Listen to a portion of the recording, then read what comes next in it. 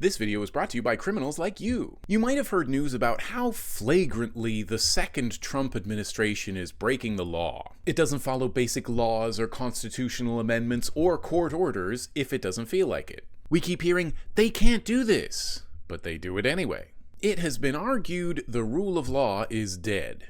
But not everyone's angry.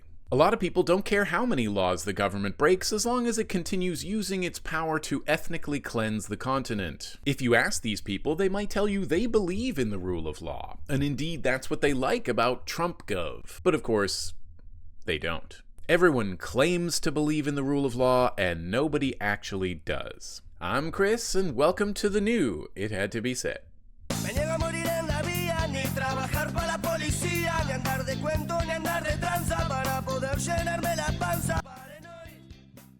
We shouldn't be shocked to find out that people with power don't follow the law. After all, who's gonna arrest them for it? They use the law to wield power, to grant themselves the legitimacy to use more violence against more people for private ends. They're only restricted by laws and constitutions to the extent people force them to dial back their plans. As we've seen, just because some judge says the government has to do something doesn't mean it has to. Does the judge have police they can send out to the White House? The current government of the United States, and pretty much all of them stretching back to the beginning, and pretty much all governments around the world, have never really believed in the rule of law, or at least not their own rhetoric about it. That is, they've never thought the law should apply to everyone. They believe only other people should be subject to it. In that way, governments are just like everyone else. Justice means I and the people I like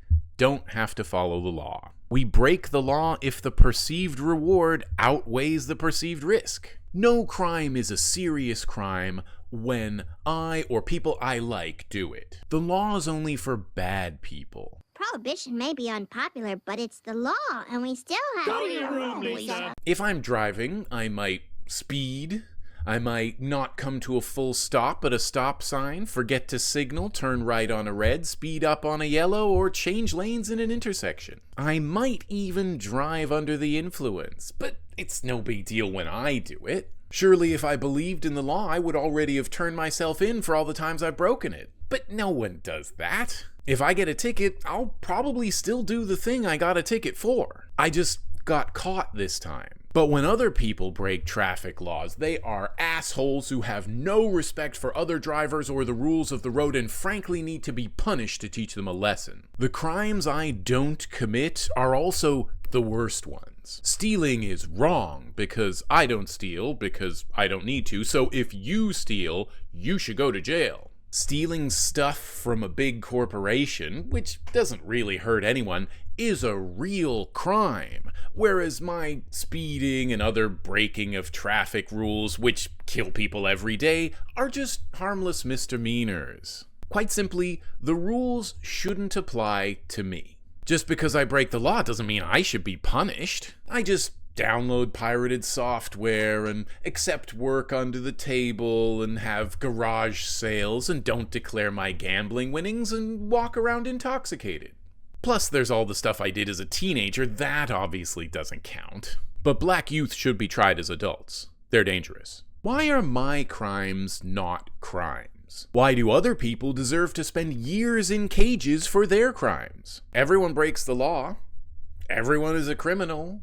Hardly anyone ever turns themselves in. And yet many or most people think the law is neutral and fair and should apply to everyone else. We extend this double standard to any person or institution we feel loyalty toward. We're taught to believe in a country, so we like politicians and businesses who talk about how great the country is, and police and military that we're told defend the country. So when those people lie about everything, steal billions of dollars of public money, imprison millions of people, and commit atrocities at home and abroad, we can say, it's not a big deal, because they clearly love my country, so whatever they were doing was out of pure motives. If we expose ourselves to enough of one side's media, we come to see the other side as the enemy of our party and therefore country. When they use the same system to do the same things, steal money, kill people, etc., that's because they're evil.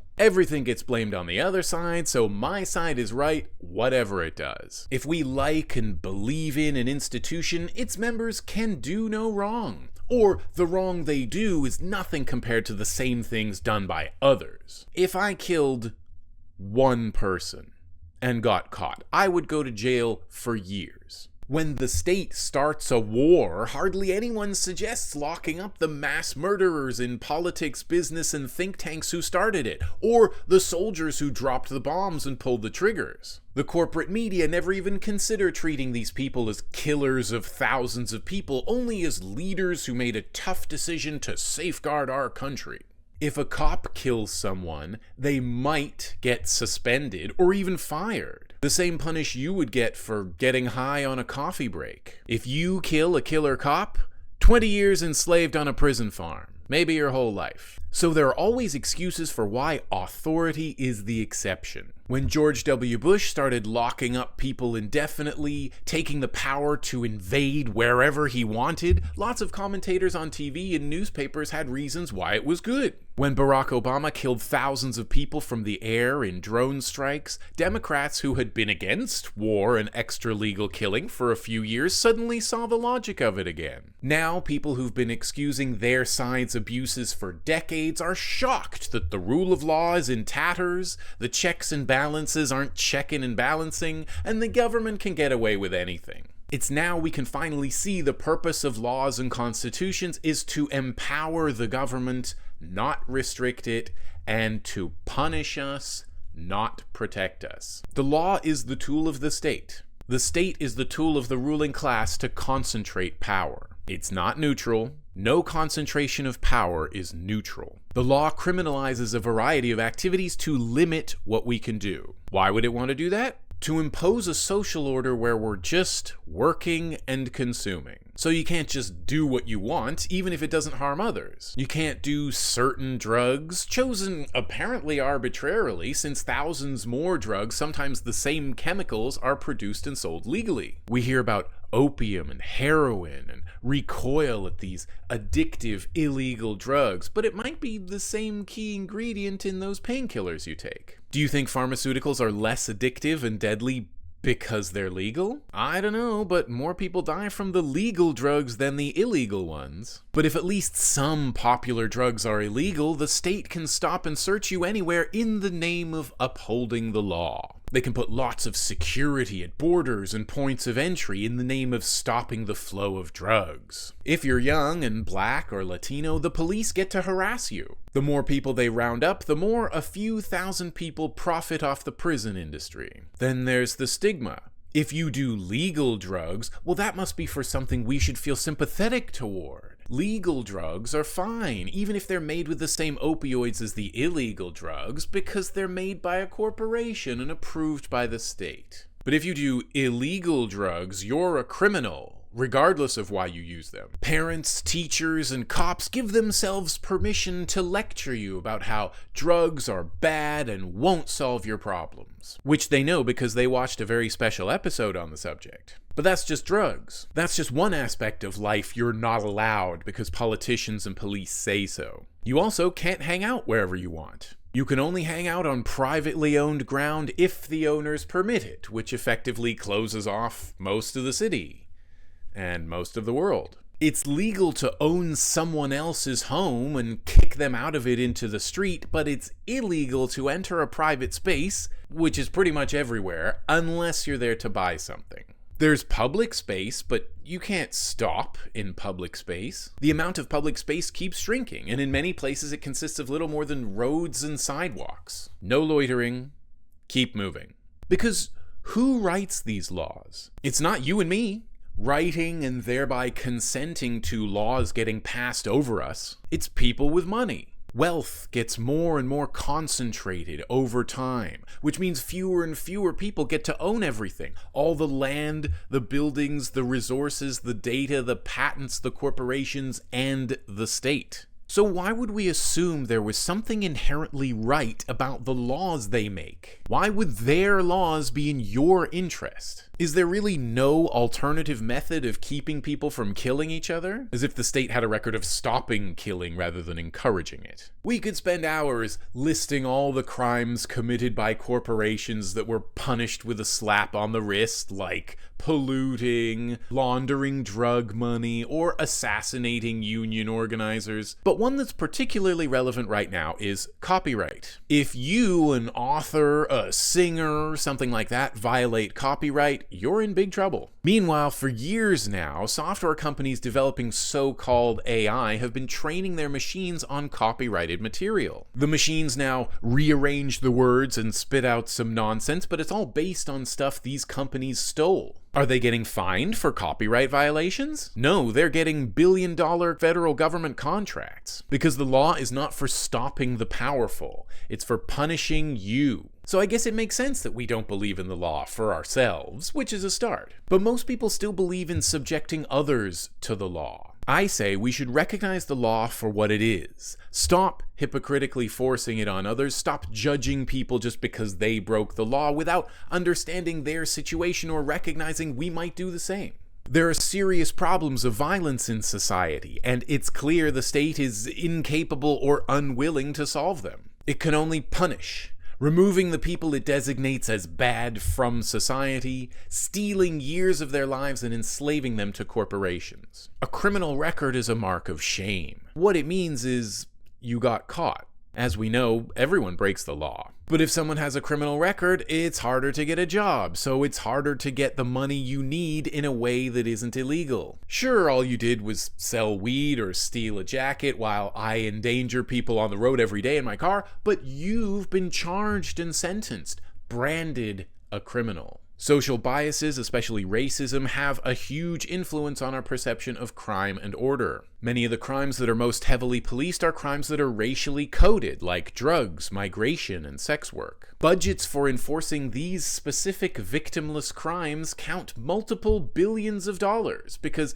enough people have been persuaded to let the government erect a police state to stop them. You might also have noticed the rise in bigotry directed at trans people has been part of a larger campaign to criminalize transition and build a closet around anyone who doesn't conform to a legally enforced set of gender roles. Why are drugs, sex, moving and transitioning so dangerous that there's no upper limit on how much can be spent punishing people who do them? And you've probably noticed people don't stop doing these quite natural things just because they're illegal. As we know from a century of drug prohibition, criminalizing something does not end demand for it. The laws reflect the prejudices and the economic interests of the people who write them. If the state legalized all victimless pursuits, its power would diminish by like 80%.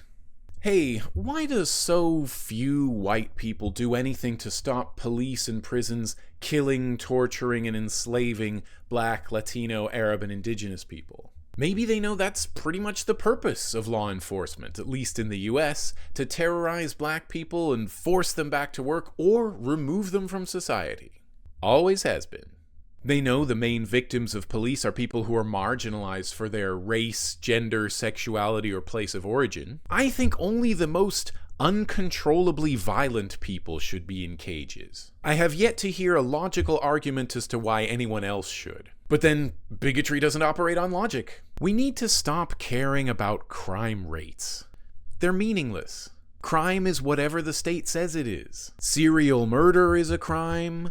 Hopping a turnstile is a crime. Politicians and cops and media talking about crime rates conflate them all, as if all crime were inherently harmful. The state creates crime by making laws. The state benefits from crime. Crime is how it justifies its violence. If crime rates go down, like they are now in the US, more things will become criminalized, and more cops will be put on the streets, like they are now in the US. Talk of crime rates and the policing they supposedly justify is often just a dog whistle. In case you don't know, a dog whistle is when someone, like a politician, uses a word that represents something else to a group in the know. When a politician talks about crime, they usually mean Black and brown people. They might also mean homeless people, of course, as getting tough on crime means increasing police presence everywhere. When they say they're getting tough on crime, they mean they're approving more violent and unaccountable policing, and more people removed to prisons and psychiatric asylums. Because why solve social problems when you can just dispose of people like trash?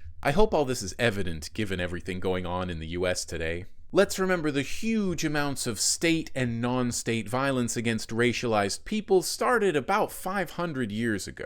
It's just accelerated a lot recently. We've seen how these right-wingers consider the presence of anyone they don't like to be a crime. They're so scared of being approached for change, they'd rather see the homeless dead or in prison. They're so scared they might feel intimidated by a group of black teenagers, they think all black teens belong in prison by default. So everyone believes in a double standard on a subject we're told has only one standard. Everyone is equal under the law. You know, officially. Officially, politicians and judges and lobbyists who make the laws and cops and other enforcers are unbiased. So the law is officially applied equally. Actually, everyone is biased, and no one thinks the law should treat everyone equally. I've got my double standard too. I think the law should be applied particularly harshly against the really rich and powerful and agents of the state. Their crimes inevitably have a vastly greater impact than anything a poor person could do. But of course, in practice, the opposite happens. Rich people buy their way out of justice, officials cover up misdeeds, and the media remind us the real problem is trans girls playing soccer with cis girls. So I don't believe in the law, but neither does anyone else. But I'm not against the idea of rules. In fact, I don't know how you could have a society without rules. There have always been rules governing my conduct. I've always been expected to be polite with people who are polite to me, to respect people as long as they respect others, to play fair, to share with people who don't have, and so on.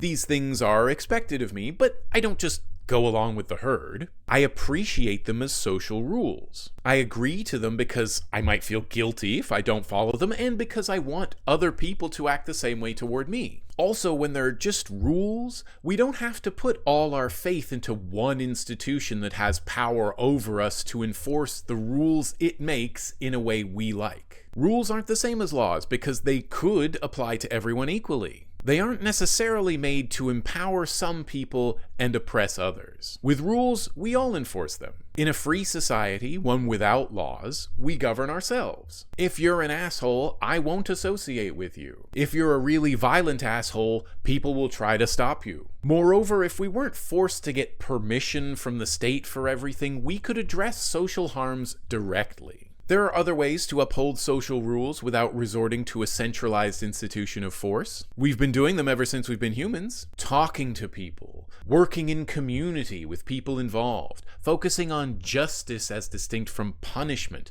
will lead to strong, independent communities. Taking care of people, showing them they have people around them who care that they can turn to, making sure they're safe and well-fed, makes it much less likely that they'll engage in antisocial behavior. It requires us to take responsibility, build community, and make decisions for ourselves. Like all my videos, this one just scratches the surface. If you'd like to learn more, I can suggest books and other YouTube channels. And of course, subscribe, because there's lots more that has to be said. See you around.